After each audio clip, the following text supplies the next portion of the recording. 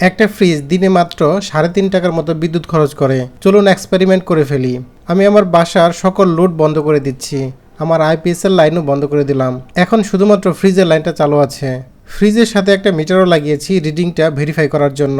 তো এখানে রিডিং আছে 497.12। এবার আমি ফ্রিজটা চালু করে দিলাম। আমার প্রিপেড মিটারের রিডিং আছে 8713.96।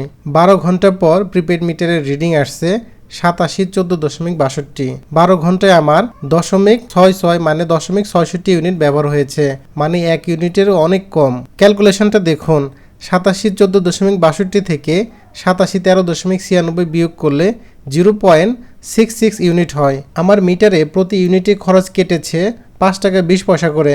এই হিসাবে 0.66 ইউনিটের বিল আসে 3 টাকা 47 পয়সা। তবে বিদ্যুৎ অফিসের মিটারে আরও অনেক খরচ থাকে, ডিমান্ড চার্জ থাকে, মিটার ভাড়া থাকে, ভ্যাট, ট্যাক্স, এই সব কিছু মিলিয়ে খরচ আরেকটু বেশি হবে। 24 ঘন্টায় একটা ফ্রিজ 7 থেকে 8 টাকা খরচ হতে পারে, বা বেশি আসলে 9 টাকা আসতে পারে।